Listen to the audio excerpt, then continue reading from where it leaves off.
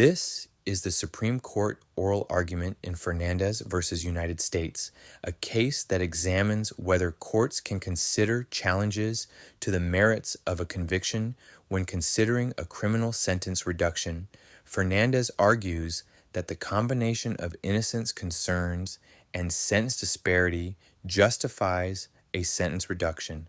The government argues Fernandez's request simply entails repackaged claims of error that must follow the stringent habeas corpus process. Benjamin Gruenstein, New York, argued for Petitioner Fernandez.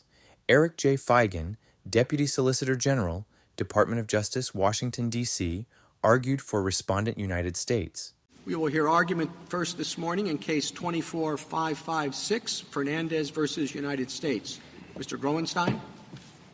Mr. Chief Justice, and may it please the Court, when Congress established the extraordinary and compelling reason standard for sentence reductions under Section 3582, it chose words that set a high bar for when courts may grant such motions.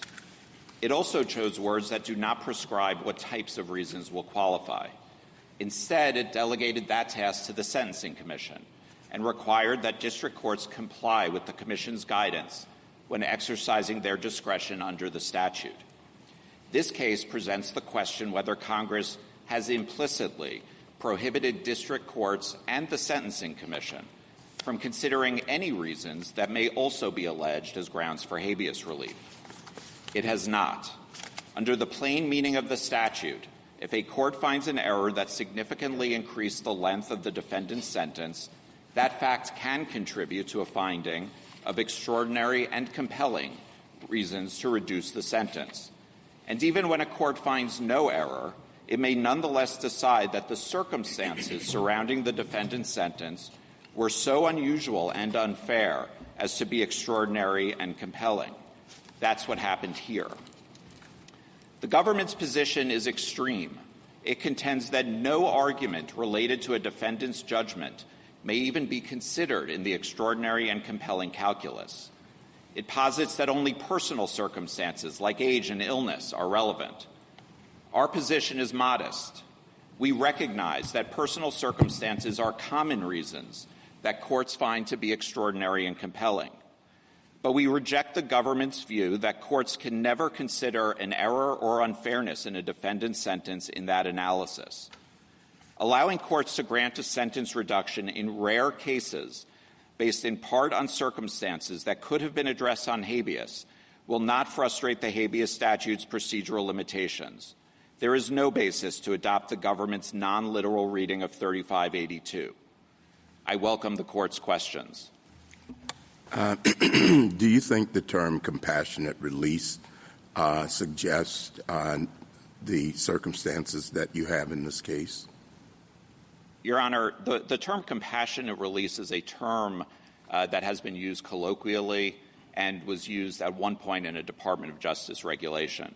We certainly concede that that term does seem to relate to personal circumstances, but it doesn't necessarily foreclose the possibility that courts would consider other issues related to the fairness of the defendant's sentence. During the years that the Bureau of Prisons actually initiated this process, were there any circumstances in which a trial error would be the basis of the motion? Certainly, there were very few cases, period, when the BOP was involved. But were, even in the few cases, were there any of this nature? There were not, Your Honor. What was the nature of those? Those were generally where a prisoner was terminally ill or old. And in other words, personal circumstances. They were certainly personal circumstances. But we also saw, as our amicus fam on page 15 of their brief, they cite the Diaco case, which relates to the predecessor, 4205G, where there were cases related. There was one case relating to sentencing disparities, and that was one of the only two cases that are published about the use of 4205G. So there were two cases by BOP where they basically reference as part of the circumstances a change in law, correct? Banks, U.S. versus Banks, 428F sub 1088, 1977. And in that case, the court considered rehabilitation. which is now prohibited by the new policy statement, as being a sole ground, correct? That's correct. In the case that Your Honor referred to is But nevertheless, back then, BOP relied on rehabilitation, correct? Rehabilitation, absolutely, yes. And the Diaco case, I think you're minimizing it, that also was a New Jersey case where BOP made a motion to the court for compassionate release, and one of the factors was a change of sentencing, correct? Absolutely, Your Honor. So the two published opinions were both BOP and weren't limited to just personal circumstances. That's certainly correct. Absolutely. Counsel, you say the situations in which these would arise will be rare and unusual. Why in the world would that be the case? You've got somebody sitting in jail and they got 20 more years to look at, and you go in and say, gosh, I think there's like a 1% chance, you might be able to get out. The prisoner is going to say, oh, okay, it's only 1%. Let's forget about it. Every lawyer would bring these claims. And some judges are going to grant them and some are not going to grant them. And I'm not sure this factor is not something that Congress took into account. And it does seem that this is – well, why would this remain rare? Certainly, Your Honor. And the reason it would be rare is precisely because of the habeas statute, that the defendant did have an opportunity potentially to raise these issues on habeas. Maybe he procedurally defaulted. He will then have to show why he procedurally defaulted. What were the circumstances surrounding that? Because merely procedurally defaulting on a potentially meritorious claim normally would not be found to be compelling. Did the meaning of extraordinary and compelling reasons change in 2018 when Congress enacted the First Step Act? That's not our position. Our position is that it has meant the same thing, and that would be the dictionary definitions of extraordinary and compelling, since 1984. Well, until 2018, only the director of the Bureau of Prisons could invoke the statute, right? That's correct, Your Honor. Is it plausible that Congress intended for the director of the Bureau of Prisons to make motions for sentencing reduction based on an assessment of the strength of the evidence or any factor that has to do with the trial proceedings or the sentence that was imposed? I do believe so, that it was at least possible, Your Honor, as referring back to the cases that Justice Sotomayor discussed. Yeah, they're two isolated cases, but doesn't that seem to be far outside of the area of the director of the Bureau of Prisons' expertise? Well, there could be and issues. Responsibility.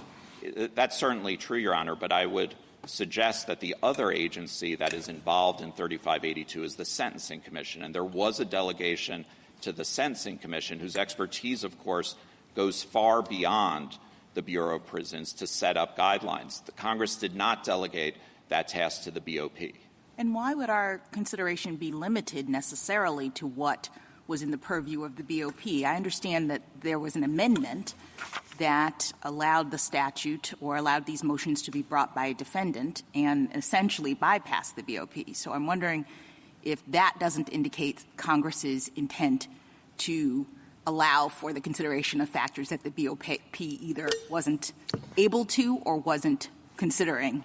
Well, certainly, Yes. Justice Jackson, we do agree that when Congress amended the statute, the reason it did so, and it was quite explicit about this, was to allow more circumstances to be raised. It's our position. It's not because the BOP was not able by law to do so, but that the BOP was not bringing enough of these sorts of motions. Well, counsel, you can't have it both ways. Either extraordinary and compelling reasons remained the same after the enactment of the First Step Act, which is what I understood you to tell me, or it changed in 2018, which is what you seem to have suggested in response to Justice Jackson. So which is it? No, I'm not saying that the meaning of the words changed. I'm saying that what Congress intended in the First Step Act was to allow these sorts of motions to be made more broadly. And in any event, I thought your argument was that Congress never gave content to extraordinary and compelling circumstances in the first instance. That's that absolutely. It, in fact,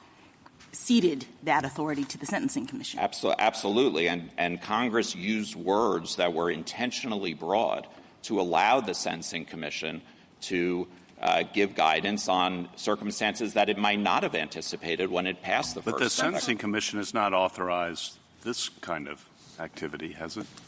At this point, certainly for our case, the Sentencing Commission hadn't spoken. The current policy that was passed has spoken or has not, for purposes of our case. Right. And in your opening, you therefore said the question is whether they've implicitly prohibited. Isn't the question rather whether they've authorized this kind of motion? Yes. In our view, by using words that are as open-ended as extraordinary and compelling, and then by explicitly delegating to the Sentencing Commission the authority to give guidance, that is the authorization. Congress did two things here. One, it used very broad language, and second, it gave an explicit delegation to the Sentencing Commission. Right, Counsel, but the Commission – I'm sorry. No, finish. But the Commission hasn't in turn said that this kind of legal error is a basis for this kind of motion, correct? At this point, the Commission has not spoken to that. The Commission shouldn't that be – or how relevant should that be in how we think about this? In other words, the Commission could – it's subject to legal challenge, but it could identify this kind of circumstance as the basis for such a motion, but it has not done so, even though it has been authorized, as you say, by Congress to elaborate on what the authorization means. Yes, Your Honor. From 2018 until 2023, the Commission had provided no guidance that applied to defendant-initiated motions. So at that point, courts were simply acting under the meaning of the statute. So, yes, we certainly expect and we would hope that the Commission could provide further guidance on this issue, but it has not yet taken that opportunity. Counsel, can I ask you a question about whether you have to go to 2255 first or whether you can go straight to the compassionate release statute?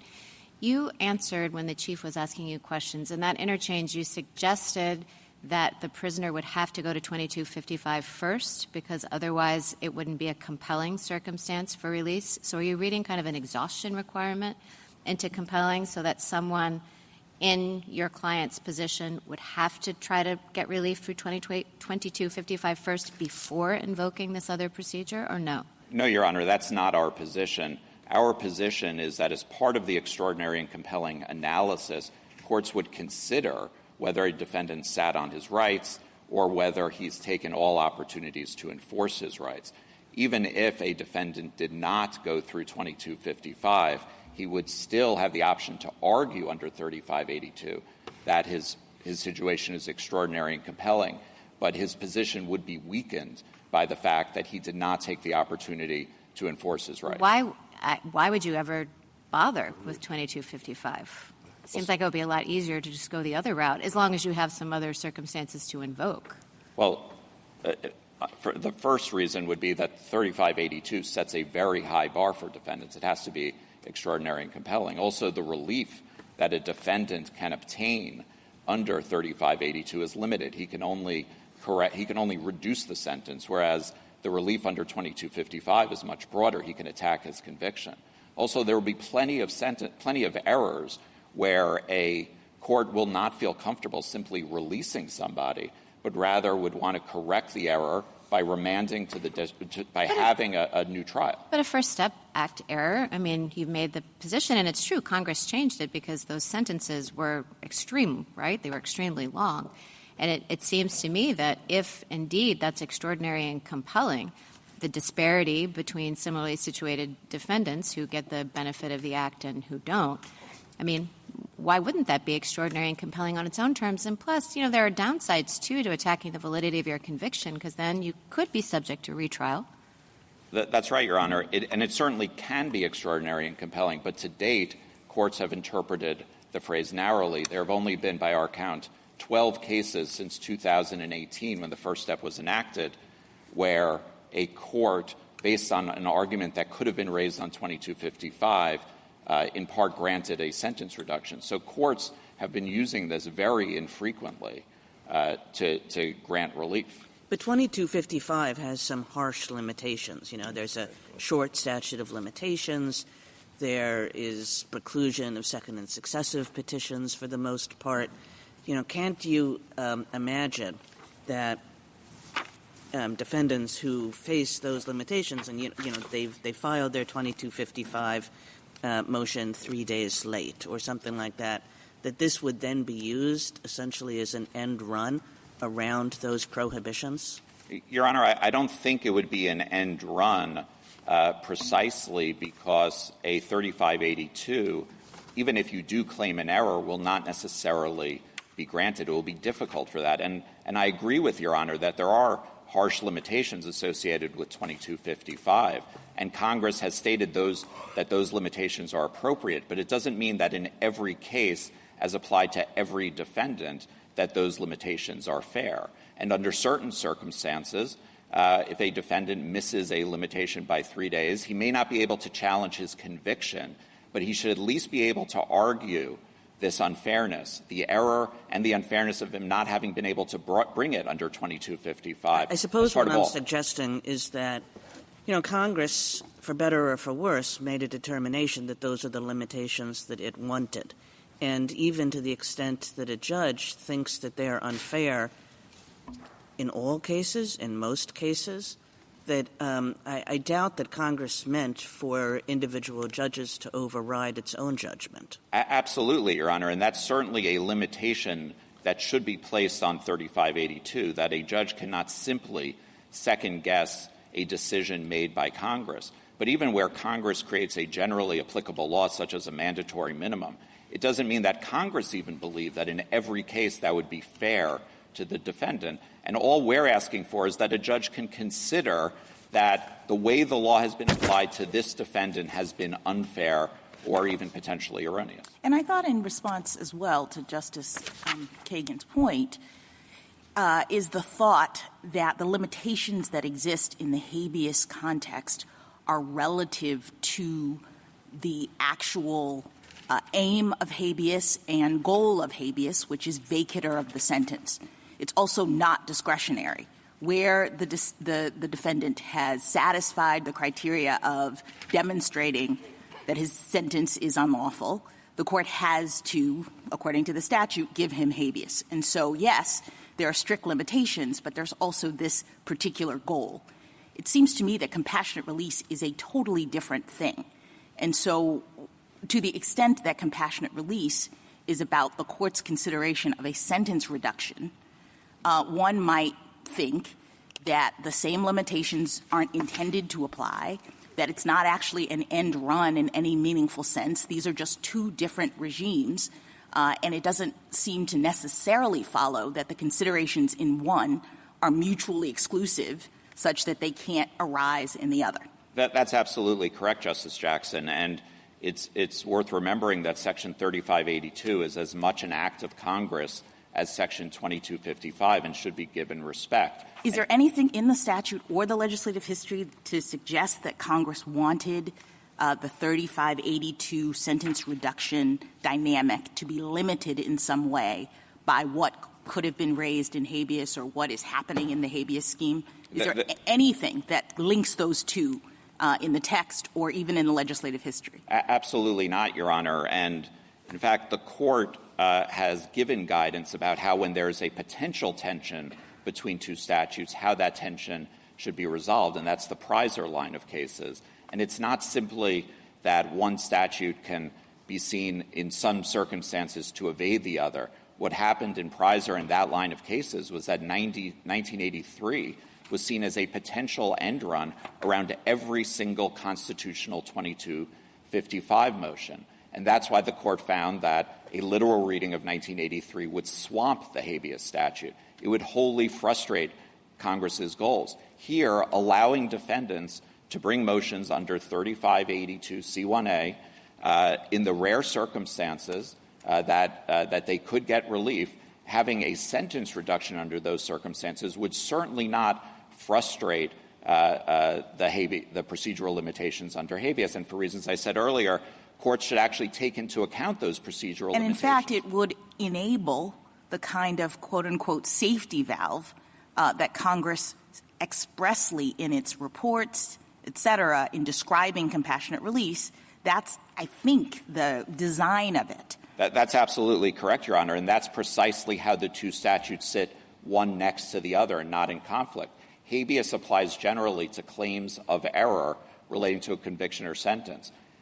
3582 is the safety valve that can be applied to reduce a sentence should all of the other avenues of relief fail. The question is safety valve for what? I mean, not every safety valve is a safety valve for everything. And I would not have thought that it's a safety valve in order to relitigate trial errors in the way that a 2255 motion is. That's the entire point of a 2255 motion. So, you know, I guess I don't see any evidence that Congress meant for this to be a kind of do-over statute. Well, Your Honor, perhaps the best evidence of it is the words that Congress used. They said extraordinary and compelling. Those are words that don't have a specific meaning, and it's given to the court to decide what is an extraordinary and compelling circumstance. So there are cases, we cited the Trenkler case, where someone had been sitting in jail for years. He was sentenced to a life sentence, even though the statute under which he was convicted, which had been amended just slightly after his verdict, and that's why no one picked up on it, said that he could not be convicted, not be sentenced to life. So in that situation, if he could have raised it under 2255, he should have. And maybe that detracts slightly from a finding of extraordinary and compelling. But when he's sitting in jail serving a life sentence that is unlawful, that's all we're saying is that that's something that courts should be able to consider as one of the factors, just as much as age and illness. Suppose that a defendant, a prisoner, claims that there was a fatal error at trial, but doesn't bring a 22 after the direct appeal does not bring a 2255 for 3 years, therefore misses the statute of limitations. What would be extraordinary about that situation and would allow the prisoner then to try to get a lot of the relief that could have been obtained, maybe all of the relief that could have been obtained under 2255 by filing a 3582 motion? Well, Your Honor, certainly there can be some things that are extraordinary and compelling about those circumstances. One, we would have to understand what is the prejudice that fatal error had on the verdict. Did it change it from an acquittal to a guilty verdict? Then why did the defendant, if this was such a glaring error, why did the defendant not bring a 2255?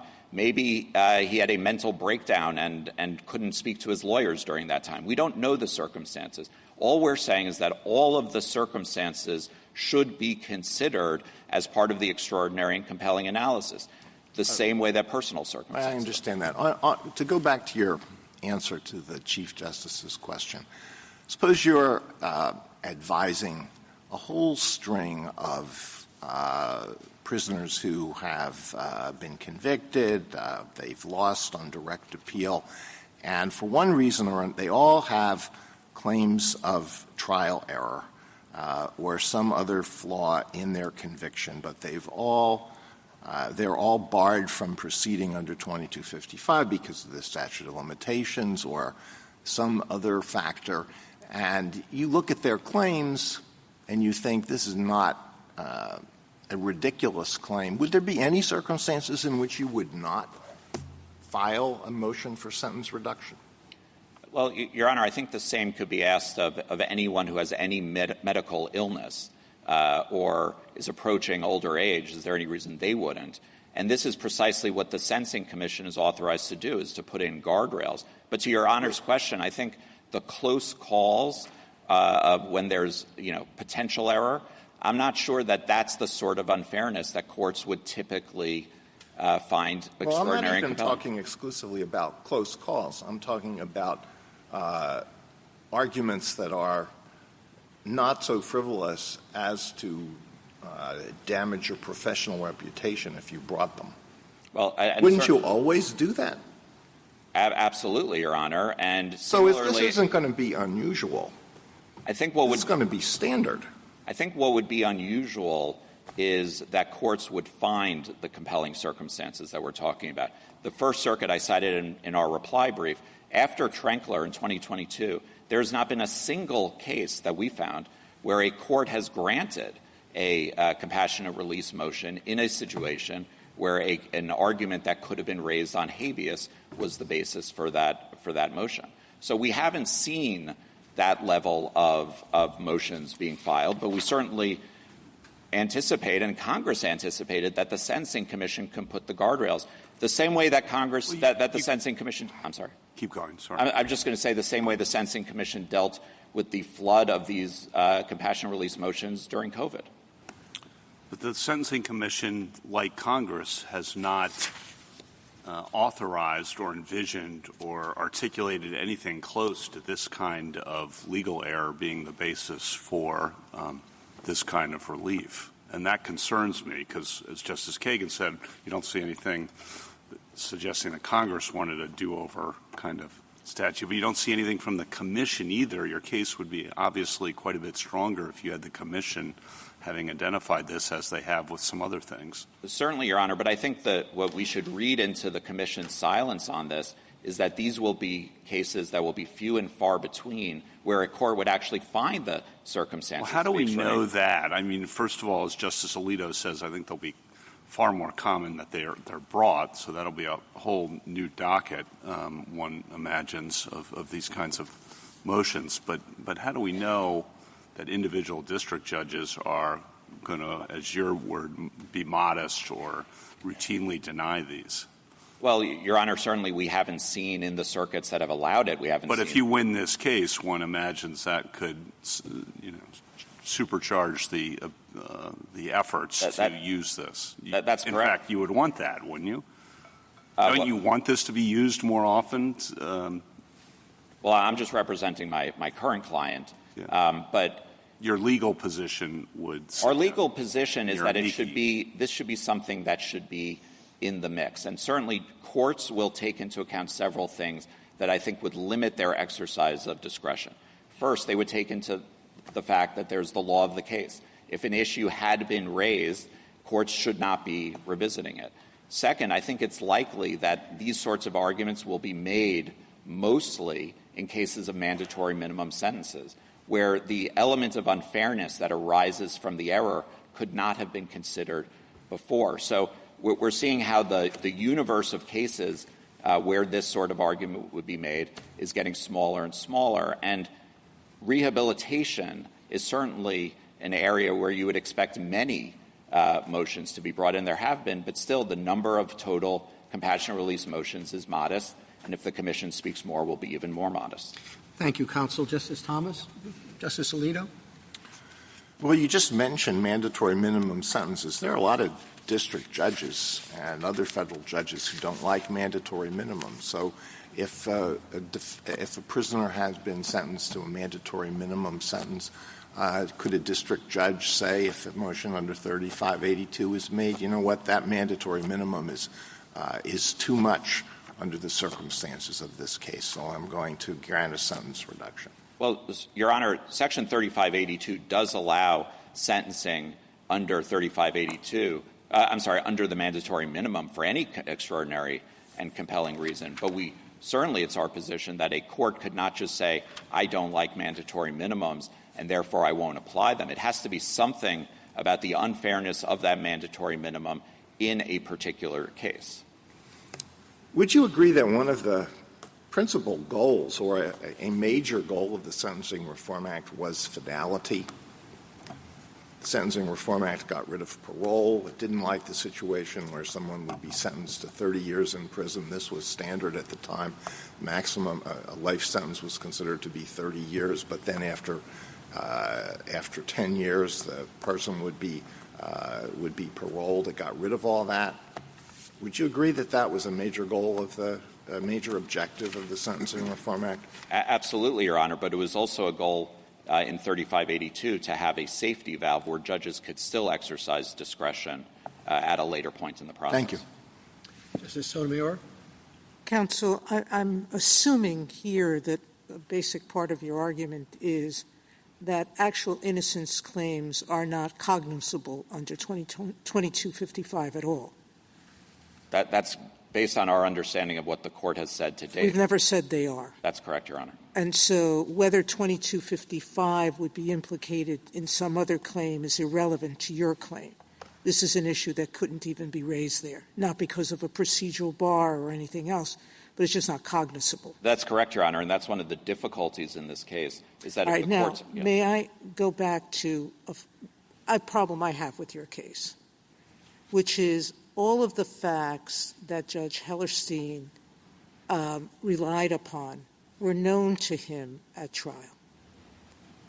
He knew what your client's claim of innocence was. He knew all the evidentiary weaknesses that he wrote about in his current opinion. He knew that only one shot came from your client's gun, et cetera, et cetera. The only thing he did not know was the exact reduced sentence that the co-conspirators would receive because they were sentenced after your client. But he knew they were going to get a substantial reduction because they were cooperators.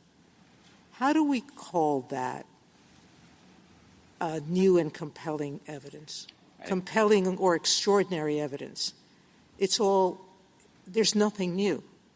I would have an easier time if I thought that actual innocence had been proven after the fact.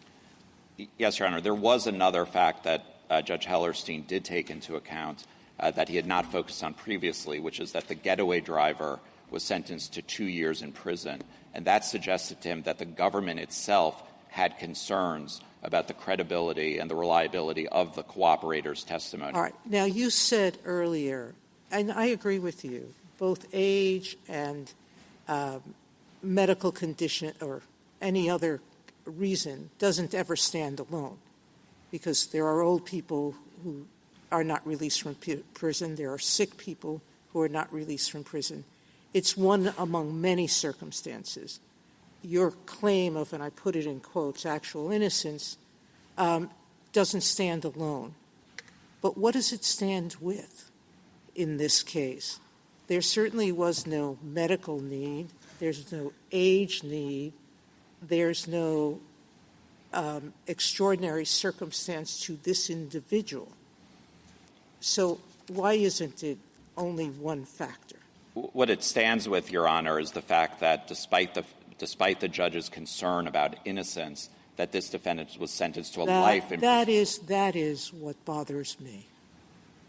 But, Your Honor, that it's a judge's disquiet as opposed to an individual circumstance.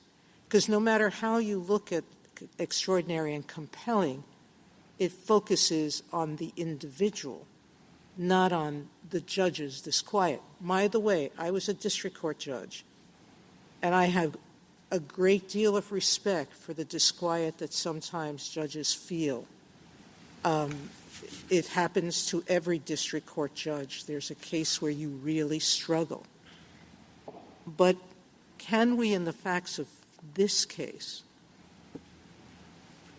denote that that is an extraordinary circumstance? Well, what I would say, Your Honor, is that this is the sort of discretion that judges generally have in sentencing, and it's reviewed on appeal for abuse of discretion. The Court of Appeals didn't review it for abuse of discretion. Well, I agree with you, and maybe that's what they should have done. But I am troubled by this. Thank you. Justice Kagan? I mean, just to continue in that vein, do you think that the district court here on the initial trial could have received the jury's verdict of guilt and said, you know, I'm not going to overturn that verdict of guilt. I have no basis for doing that. But in the sentencing, I'm going to reduce the sentence because I feel disquiet with respect to that verdict. Could the district court have done that? Well, certainly not in this case, Your Honor, because it was a mandatory life sentence. But as a general matter, while the court does have to take the verdict as given when conducting the guidelines analysis and the 3553 analysis, how the court weighs the different factors, such as personal circumstances, the nature and the characteristics and history of the defendant, it can certainly weigh those factors. Well, you broadened it out. I really was limiting it to would it be appropriate for a district court to say, I'm not overturning the jury verdict, but I'm not sure I agree with it. Therefore, I'm going to reduce the sentence below what I would ordinarily give. I think in weighing the 3553 factors, as long as the court recognizes that the verdict was guilty and takes that into consideration, how it weighs the verdict and the offense with the personal circumstances could be taken into account and can result in a lower sentence. Thank you. Justice Gorsuch? I'm not sure I understood that last answer. I don't doubt 3553A factors are very broad and give the district judge rightly lots of discretion in sentencing when there's not a mandatory minimum. But I wouldn't have thought that one of the circumstances, personal circumstances that a judge could take into account has, as Justice Sotomayor says, really nothing to do with the defendant. It has to do with the judge's own disquiet, perhaps reasonably so, about the jury's verdict. And I had thought in our legal system the jury's verdict on the facts is not something a court can impeach unless it's clearly erroneous.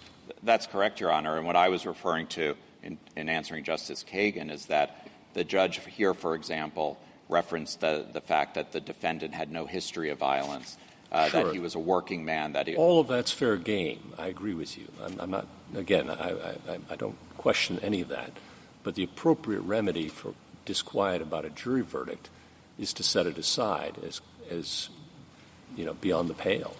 It isn't to say I disagree with the jury about the facts and therefore I'm reducing the sentence, is it?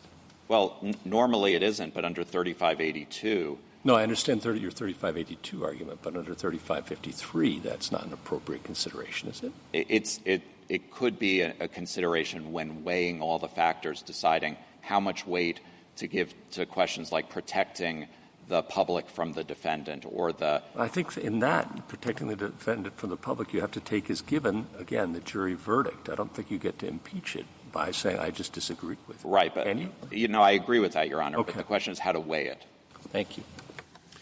Justice Kavanaugh? Just one more on the role of the Commission. Do you think the Commission could, under 994T, say that claims of error in the conviction or sentence are not cognizable, are not extraordinary and compelling circumstances for purposes of these motions? Yes, Your Honor. The Commission has the discretion to decide what is within the meaning of the words and to take the position that certain things are off the table, yes. And you think if they said that as to this issue, that you wouldn't be able to challenge that? That's correct, Your Honor. District courts would have to comply with that guidance. Thank you. Justice Barrett? Justice Jackson?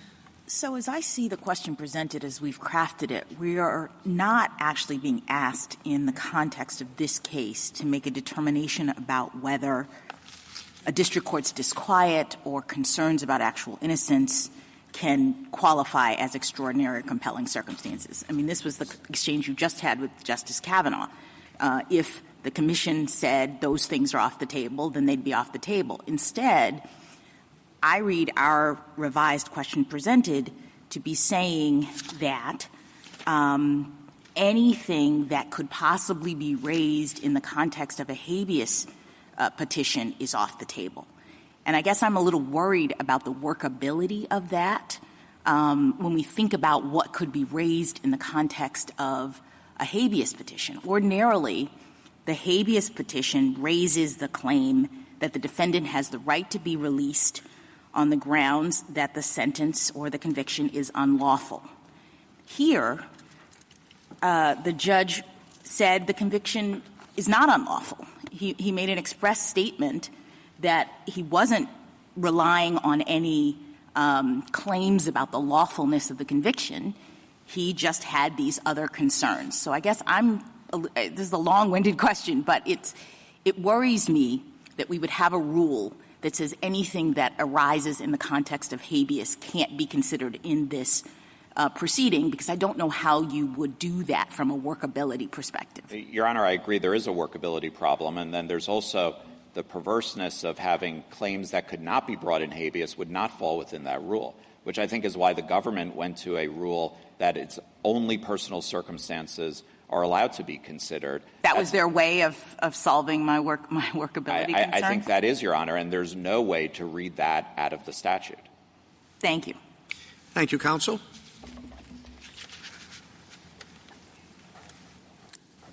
Mr. Feigin. Thank you, Mr. Chief Justice, and may it please the Court. Section 3582C1A1 is a narrow exception to sentencing finality that allows a court to reduce a valid sentence in limited exceptional circumstances that aren't otherwise addressed by the criminal justice system. I think what you've just heard and what's in their briefs is a proposal to make it instead an open-ended loophole to challenge the validity of sentences continuously through a potentially endless series of collateral attacks on the criminal judgment. The question whether a collateral attack on the criminal judgment compels relief is a question that's addressed by Section 2255, which draws a careful and deliberate line between finality and error correction. And yes, Justice Kagan, it's a strict line, and ordinarily a prisoner's claim isn't going to be compelling enough to meet it. But that doesn't mean that the claim can be wrenched out of context and, although procedurally and substantively deficient, can be used to create extraordinary and compelling circumstances that warrant reducing a valid sentence, whether or not it's window-dressed with other factors that aren't themselves extraordinary and compelling reasons that warrant a sentence reduction and would be irrelevant under Section 2255. If you could do that, then it would really eradicate all the substantive, procedural, and temporal limits on Section 2255 claims and on collateral attacks on criminal judgments in general. And they say they can't find a single case in which that's happened. I think the Court has one in front of it right now. It may be true that disquiet would get you — a claim of disquiet would get you nowhere under Section 2255, Justice Sotomayor, but I don't think that's to its benefit as a recycled claim under Section 3582C1A1. I'm sorry, Justice Thomas. Mr. Feigin, there was some discussion earlier about several district court cases where the sentence had been reduced. Was the provision there, I think it was 4205G, is that the equivalent of the provision here, the compassionate release provision here? It's not an equivalent. It's more like an ancestor to this particular provision. And so one big difference is that the exact language I was just referencing that requires extraordinary and compelling reasons that warrant a sentence reduction is language you'll see in the current statute and it's language from the original Sentencing Reform Act that wasn't in 4205G. But let me address the two cases that were brought up this morning. Banks is a case of rehabilitation, and that was the reason for release, and that's one thing we absolutely know for sure, and this Court has several cases on this topic, that Congress was trying to cut off as a reason for release, and 994T will tell you that as well when it enacted the Sentencing Reform Act. The other case is Diaco, which was decided several years before the Sentencing Reform Act was enacted. With all due respect to the District of New Jersey, we're not 100% certain that Congress would have been aware of it. And frankly, we think it's wrong. And even then, it's a very exceptional circumstance where essentially what happened was another district judge went beyond that district judge's authority to grant relief to all the co-defendants of this one defendant, and without any other mechanism to kind of effectuate the original sentencing intent, which had gotten frustrated by ultra vires action by another district court.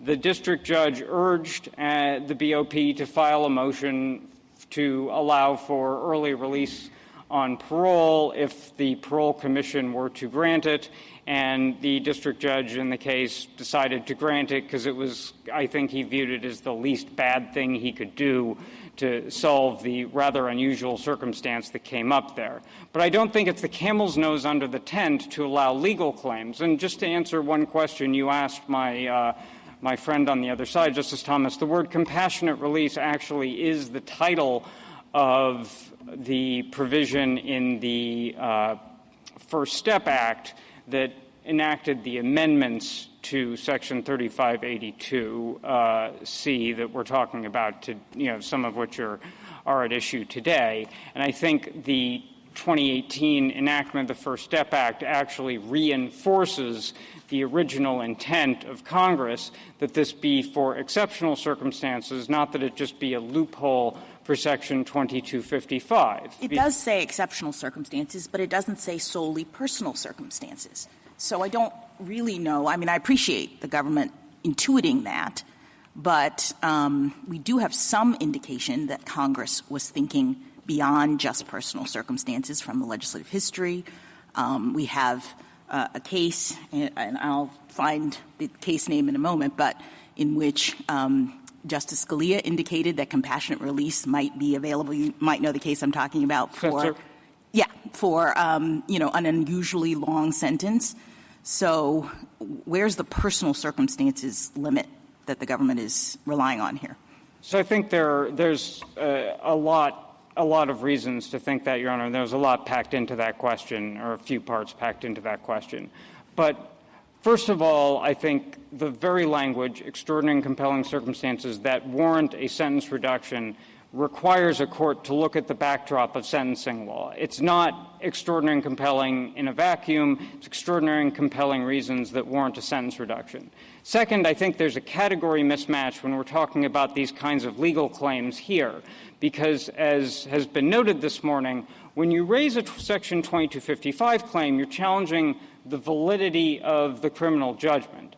And Section 3582C1A1, we talk about this in our brief, presumes that the judgment is valid, and it's about reducing a valid sentence. And there's kind of a category mismatch with taking a reason why the sentence is invalid. But why doesn't that cut against you? That was the point I was trying to make to your colleague on the other side, which is that to the extent these are two different things, and that compassionate release assumes a valid sentence and that you need to have or you're asking for a sentence reduction notwithstanding that, why then are we evaluating your ability to get one of those vis-a-vis what you could do in the other world where you'd be claiming that your sentence or conviction is invalid? I think it cuts entirely in our favor, Your Honor, because it shows that these are meant for personal circumstances, because it doesn't really make any logical sense to reduce a valid sentence because of a procedurally or substantively deficient claim.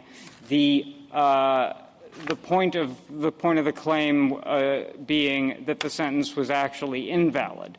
That is, you're taking, to use a slightly pejorative term, a kind of half-baked claim of legal error in a conviction or sentence and saying, okay, yeah, it's not quite there, but that's a reason for taking the sentence as a given and reducing it. I don't think that makes sense, and that points again toward personal circumstances. Well, one of the things that I find perplexing about this statute is that I would have thought that this statute would have required changed circumstances. More even than personal circumstances, that it would have required changed circumstances, that's the reason for reducing a sentence. Why doesn't the statute say that, and is that what you're suggesting the statute really is all about? I do think it is for changed circumstances, Your Honor. I think if you look at the legislative history, that's what Congress was anticipating. I think that's why the BOP filed these motions to begin with and continues to have a gatekeeper role today. I think we see that in 3582D, which are the notification requirements for the BOP, which require notifications in cases of terminal illness, which is actually kind of the canonical example that Congress was thinking of. You can look at the original Senate report for the Sentencing Reform Act at pages 55, 121, and 173 if you want some evidence of that.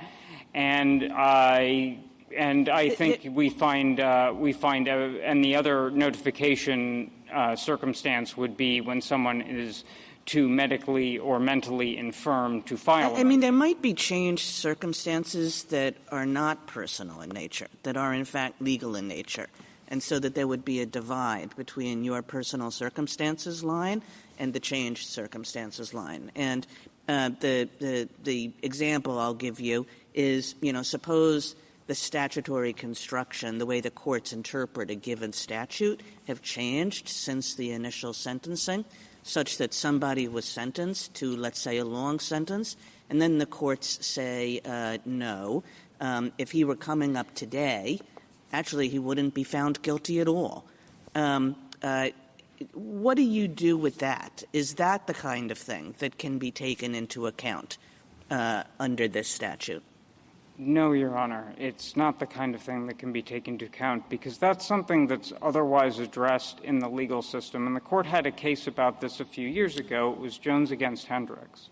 And in Jones against Hendricks, the question was whether someone who had – or we didn't think he actually had a valid claim, but who had a claim that there was a statutory error in his conviction, but he'd already raised it once on 2255, could get relief under 2255. And what the Court said in Jones was no, because Congress specifically thought about when someone in that situation should be able to get relief, and it allowed relief on a second or successive only for constitutional claims, not for statutory claims. Now, on their view— Yes, so that's right. You couldn't do this by way of a 2255 motion.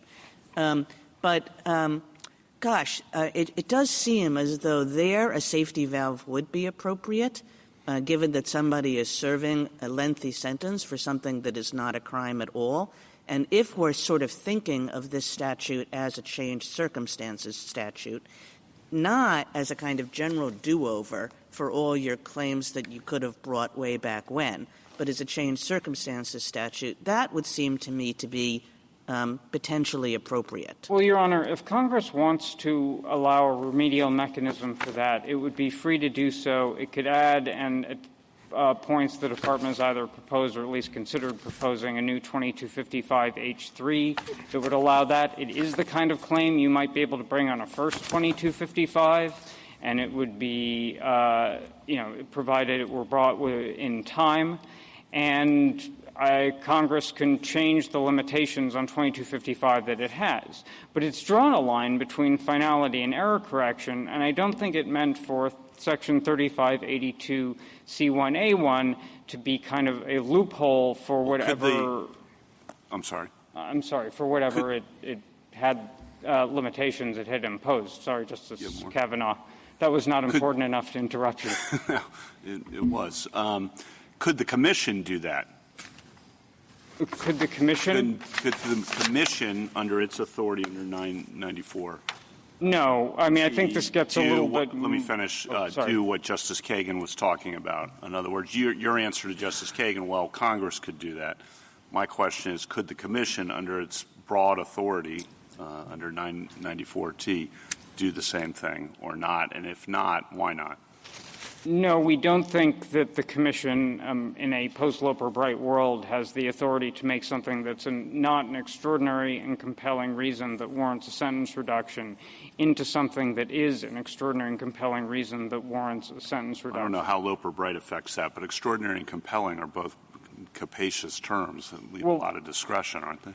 Then let me give you a longer answer to this, Your Honor, which goes probably a little bit more to the next case. But first of all, it's just a pure question of statutory interpretation. If these words don't cover it, then the Commission can't add them. Second, the Commission is required to comply with all provisions of law under 994A, and they acknowledge that. They actually accept something from their new Rule B6 because it's covered by 3582C2, and they don't think they can expand on that.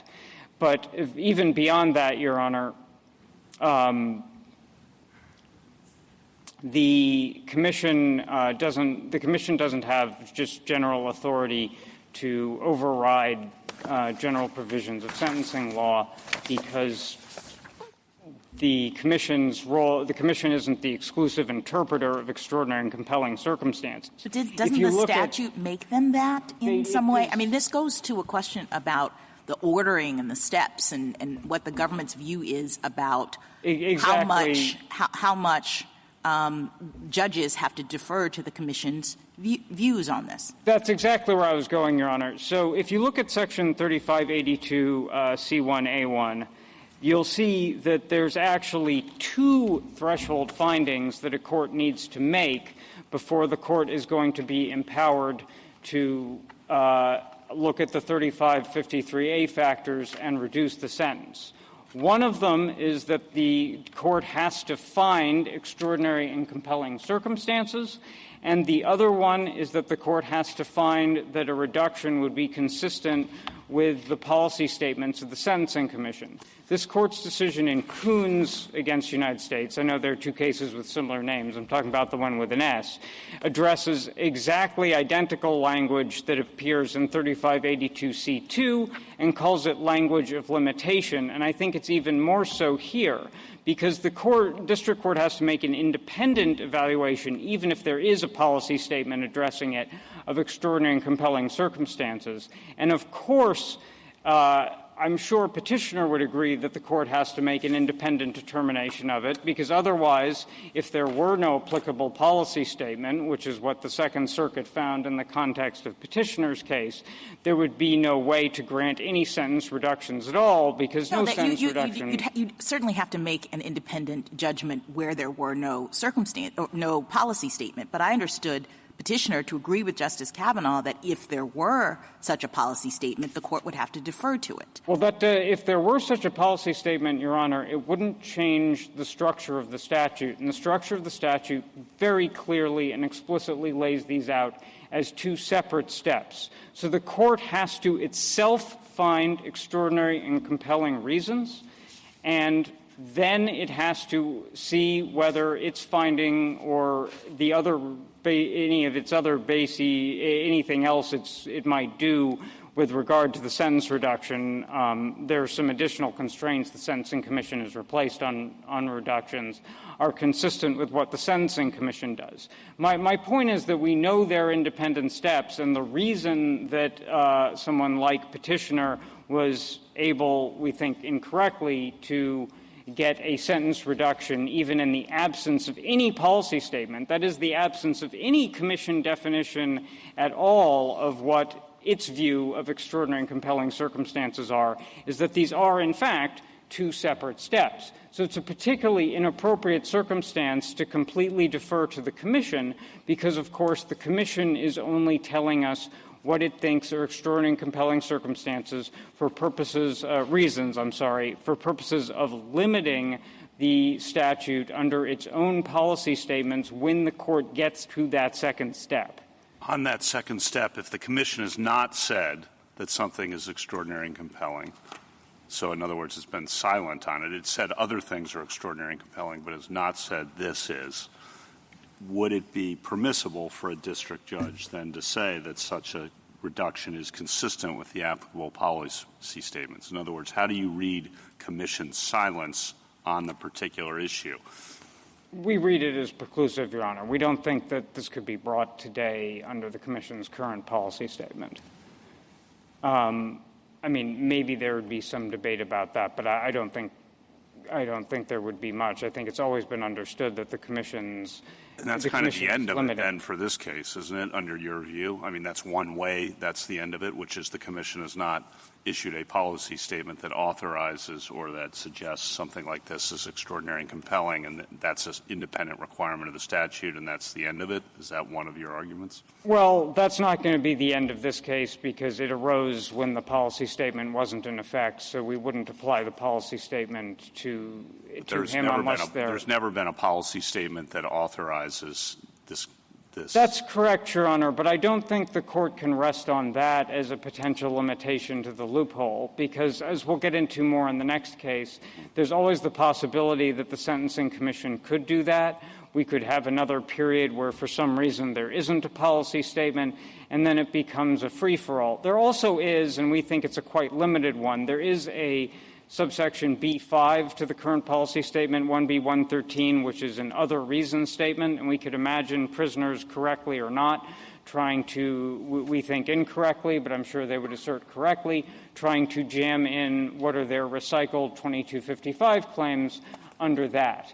And the real problem with that, and this gets to something you were discussing with Petitioner's counsel, Justice Kagan, is what we're doing is we're taking the limitations that 2255 imposes and we're replacing them with Section 3582C1A1 considerations to make some kind of Frankenstein monster that I don't think is what Congress intended. For instance, take your example of someone who misses the filing deadline by 3 days or 3 weeks or even 3 years. And the person says, well, okay, there is a doctrine that would handle that under 2255. It's equitable tolling. Now, I can't show you any circumstances that are sufficient for equitable tolling. But what I can show you is that I've really rehabilitated in prison. So that's the reason to let me out. That is nothing but a complete end around to a Section 2255 claim. You are using the 2255 claim there as essentially the sole reason for reducing the sentence, except for rehabilitation, which is the one thing we know Congress did not want to be the reason that people are granted early release. But I guess I'm trying to understand how your rule is workable in any real way, even with that example. So suppose you have an 80-year-old prisoner who has cancer, and I take it that your rule is that that's the kind of classic personal circumstance that can be considered in the context of compassionate release. But that could also be considered in the context of a habeas motion with respect to something like the tolling issue that you raised. So I guess I don't understand why you're saying or how you could be saying that anything that comes up in the context of habeas can't be ever considered in this context. And maybe I have your rule. We're not saying anything that could ever be relevant. Okay, so what are you saying? So I'm not saying, like, for example, equitable tolling, like I was in a coma, that could, I suppose that might affect someone's claim of illness under Section 3582 motion. Our argument is that something that would be grounds for attacking the validity of the original criminal judgment, that is, the kind of thing that would be raised as a Section 2255 claim. This would be the claim, not just some attendant circumstance to the claim that might be used for something like equitable tolling, can't be advanced as an even if you're not trying to advance reason. It to attack your sentence in this context, even if you accept that your sentence is valid. That's right, Your Honor, because by hypothesis, anything else the prisoner is alleging, for this question ever to make a difference, nothing else the prisoner alleges is itself going to be extraordinary and compelling enough. So what gets them over the line in these kinds of cases, in order for the question presented in this case to matter, the thing that gets them over the line has to be the Section 2255 claim. I don't think what Congress wanted was for someone to come in and have reasons that aren't enough to get him over the line. So the canonical example being rehabilitation, the court says no, and the prisoner says, well, here's my ace in the hole. It's a Section 2255 claim. Now, it would never get anywhere because it's substantively deficient and it would be wildly out of time, and I've already filed a Section 2255 motion, but hey, here's what I got, and if you add this to my rehabilitation, which is insufficient to— Except, Mr. Feigin, what you're assuming is bad faith, really, because — and that's not the way we function. What you want is a rule that says not only if it can be brought in or should have been brought under 2255, but even if it couldn't have but might have been, and I don't know how far your conflict articulation is going to go, then it could never be an exceptional circumstance standing alone. Well, nothing standing alone is ever an exceptional circumstance. Neither age nor medical condition standing alone qualifies you for a reduction. Does have to be extraordinary and compelling, and for that you need something more. So I understand in this case the argument that the judge's disquiet standing alone should not permit him to modify a sentence, that it had to have been with something else.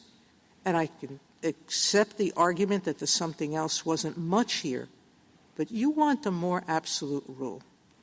And I fear that an absolute rule will be twisted and create its own nightmare, because there is nothing that standing alone is extraordinary and compelling. Your Honor, that's not the rule that we're asking for is the rule I was articulating to Justice Jackson, or at least attempting to articulate to Justice Jackson, which is that attacks on the validity of the conviction or sentence are excluded. No, what you're trying to say is you can't even consider it. And that's what I'm asking you. Is your rule absolute that way? There are circumstances where it could be one among many factors that lead a court to a sentencing reduction, as it can be one among other factors where the court says, no, I'm not going to do it anyway. Well, Your Honor, I think first of all, I don't think there would be any kind of nightmare, because this is the way it has worked for the entire history of Section 3582C1A1 until the First Circuit decision in, I think it was 2022. So I don't think there would be anything new. If anything, I think their rule would be very complicated and unworkable, because all of a sudden we would see any of the 5,000 prisoners you haven't seen any of that there. Your Honor, I love the scare tactic, but I look for reality, and it just hasn't happened. And what I look at is the amicus who provides us with case after case where courts are taking their responsibility very seriously. They're writing 50-page, 60, 70-page opinions, analyzing cases with extreme care. And, Your Honor, I think that's exactly the problem, because any of the 5,000 prisoners who file 2255 motions in a year could just keep bringing these same claims or new ones under 3582C1A1 and forcing district courts to respond to what are essentially new habeas. We have plenty of ways to handle frivolous filings, counsel. We do it all the time. The question is whether quickly. I'm sorry, Your Honor. I think the question is whether Congress was trying to encourage the recycling or the renewal or the creation of new. What we do know is that Congress was permitting sentences to be reopened. And in none of the words it's used does it put in any of the limitations that you're proposing.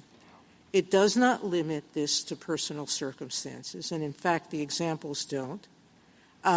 It hasn't limited it to only questions of fact and not law, which is what you're suggesting.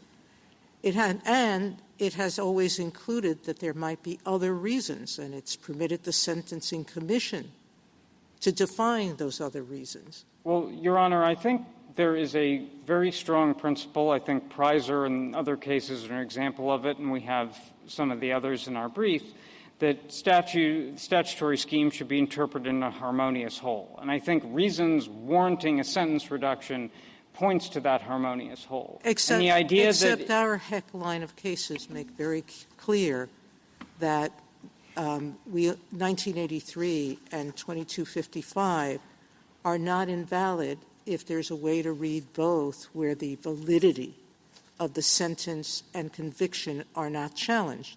And here, this is not challenging the validity of the conviction or sentence. It's asking for a modification under a separate statutory authorization, but it's not challenging the validity. But the reason for the reduction is a challenge to the validity. Even something like disquiet is, of course, questioning the validity of the original criminal judgment. And yes, that claim would not be cognizable under Section 2255 because it would be substantively deficient, because it's not even clear you can do an actual innocence claim, and if you could, it would require that no reasonable juror would find that the defendant is not guilty. And the judge never did that, and under motion after motion, he denied relief, legal relief, invalidating the conviction and the sentence. But he didn't grant that. He did something totally different. And Thank then, you, Mr. Feigin. Yeah, sorry, Your Honor. And then what he does do, and this is what we see in this case, is he eventually grants a different statutory mechanism for relief under the basis being disquiet with the verdict and sentencing disparities that are related to his disquiet with the verdict. And again, that is simply just a recycled and frankly non-cognizable Section 2255 claim. An actual innocence assertion was made on 2255 before. And there's another Section 2255 claim pending in the district court right now that makes the same assertion. I think another way to think about it, in addition to the kind of ace in the hole being a procedurally or substantively deficient attack, we'll need to wait for another day because I'm out of time, Mr. Chief Justice. Justice Thomas, Justice Alito, Justice Sotomayor, Ms. Kagan. So what you just said, Mr. Feigin, is one of the confusing parts of this case to me, is that when I read your brief, the formulation of the test that you offer is, could the claim of error have been raised under 2255? And I have some sympathy for why that would be an extremely relevant question, but it just does not seem to be a question that applies in this case. Because here, as you say, we've never said that an actual innocence claim could be raised under Section 2255. So sort of the premise of your argument, which is it could have been raised in 2255, sorry, you lost your chance. But the premise of the argument is it could have. And here we don't really know that it could have. The Court has never said whether it could have.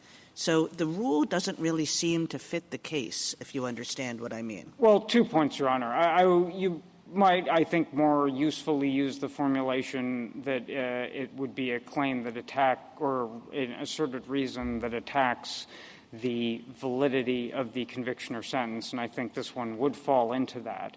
And when we talk about Section 2255 So there is a real difference between that formulation and the one you most often give in your brief. So you're now switching from the one you give in your brief to saying, does this attack the validity of the conviction? Well, we said both in our brief, Your Honor, and to the extent we're focusing on Section 2255 claims, I mean, frankly, that's largely as a result of the court-written question presented that we were trying to work within, which I assume kind of was written in a way the court intended to apply to this case.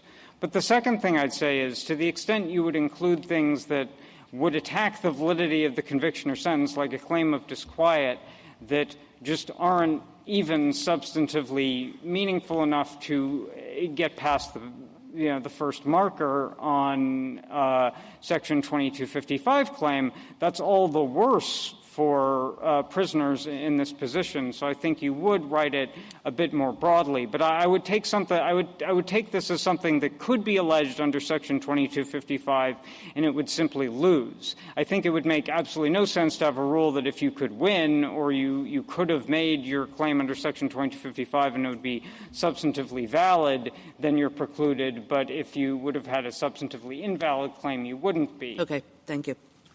Justice Gorsuch. Justice Kavanaugh? Just so I have the government's position clear, where does a prisoner go who has a claim of actual innocence based on newly discovered evidence?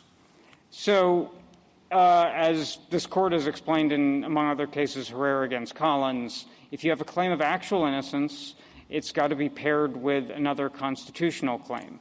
Now, Congress has made an exception in Section 2255. So I think your answer there is nowhere other than a pardon.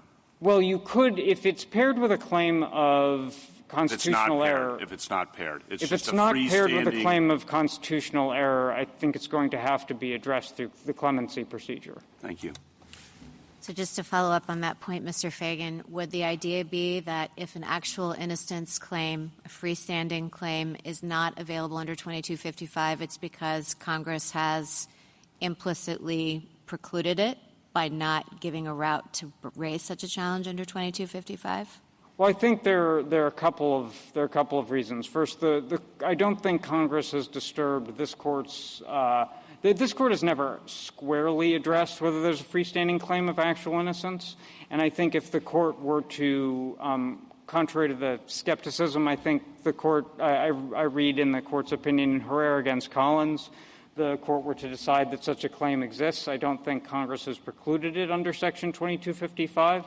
But if it's not an existing route to post-conviction relief, then I don't think it can be read into Section 2255. That is, Congress wasn't trying to create some new ground for relief. Congress did enact Section 2255H1, which kind of mirrors the actual innocence exception as a reason why someone as a showing that a particular prisoner could make to bring a second or successive claim that would otherwise be precluded. But I don't read Section 2255H1 to authorize that kind of claim as a freestanding claim divorced from constitutional error. I think what it does is if you can meet the actual innocence bar, it is allowing a second or successive claim that relies on some constitutional ground. I guess I'm just trying to figure out how to articulate the rule. I mean, you offer one way. If we say that if you're going to challenge the validity of a conviction or a sentence, 2255 is your option. You know, that rule I can see making sense. Otherwise, it feels like we would have to decide if we peg it to 2255 very specifically, like if you could bring this, if this is a cognizable claim under 2255 and you can't raise it under the compassionate release statute, it seems to me that we have to decide whether an actual innocence claim in a freestanding way is available under 2255, which I take Justice Kagan to be pressing you on. That's why I'd go with the other formulation, Justice Barrett. And in answer to both you and Justice Kagan, if this helps, we don't really conceive of those things as being different. Section 2255 is the vehicle for raising claims or challenges to the validity of a conviction or sentence. So I think the phrase Section 2255 claim one might think of as something that has some chance of succeeding if it's brought at the proper time. I think the right way to think about it in this context is just the type of thing that is the proper office of Section 2255. And the space that 2255 fills, the role that it fills within the sentencing scheme is it's the place you go when you have a challenge to the validity of your conviction or sentence. That place is not 3582C1A1. There's no way that Congress wanted the BOP originally or is the gatekeeper now or district courts to be relitigating claims of actual innocence under Section 3582C1A1, let alone just a mere argument about disquiet. Justice Jackson? I guess it seems to me that that argument really only works if that is the only concern in the 3582 world. I mean, what if we have the 80-year-old defendant who has cancer and other ailments, and there's this concern about whether or not his conviction is valid? Why would the government say that that couldn't be part of the overall analysis if there's more than one factor?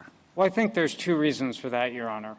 One is one I was suggesting earlier, which is that if you have other claims, and I just taking your hypo, I will assume for the sake of argument that those other reasons would not themselves be extraordinary and compelling. Well, I mean, Congress has said in 994T, like even when it looked at rehabilitation, it just said it can't be used alone.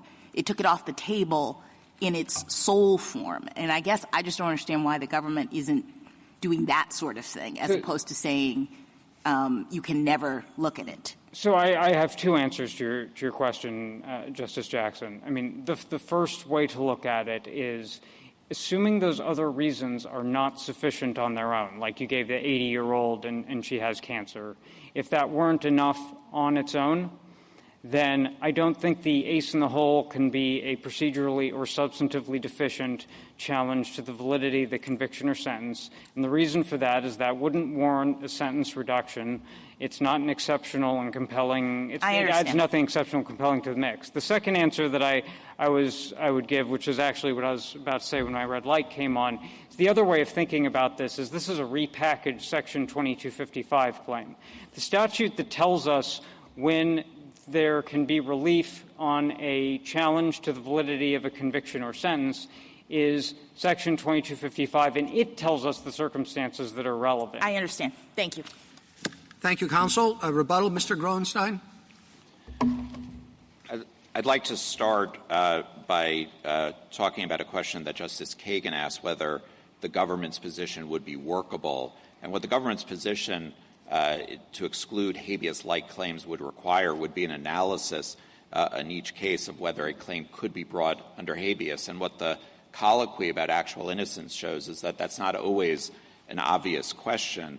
And to the extent a petitioner under 3582 could not raise actual innocence, which seems to me like it would be the ultimate extraordinary and compelling circumstance, shows how the government gets things backwards. The government ultimately tries to deal with the unworkability problem by saying that the rule really is personal circumstances. Not only is that nowhere in the language of the statute, but clearly cases will fall through the cracks.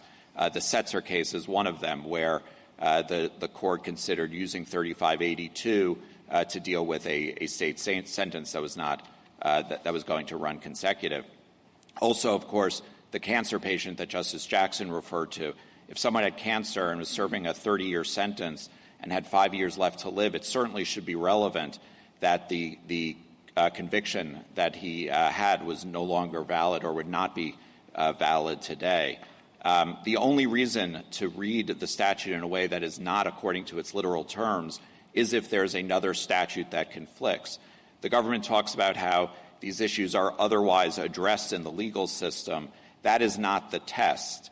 The test is whether there is an irreconcilable conflict and whether this reading of 3582 would wholly frustrate the habeas statute. That's what Jones v. Hendricks was, where allowing a 2241 would entirely undermine the 2255 restrictions. As to Justice Sotomayor's point about the work that judges are doing in these sorts of cases, judges are doing very comprehensive work, and it's not surprising because this is very similar to the work judges do every day in sentencing when they previously looked at heartland departures. They look at what makes this case extraordinary, and judges are well suited to do that, subject to to review by courts of appeals. And finally, I would, as to Justice Kavanaugh's point about the Commission not speaking yet on this issue, I think it's relevant to go back to the language of the statute first, which is the words are extraordinary and compelling. They are, in Your Honor's words, capacious. They leave a lot of discretion to the district courts. But there's another very important feature to the statute, which is that there's a delegation to the Sentencing Commission to, if there are things to be taken off the table, if changed circumstances should be the touchstone. That is for the Sentencing Commission. Thank you, counsel. Thank you, Your Honor. The case is submitted.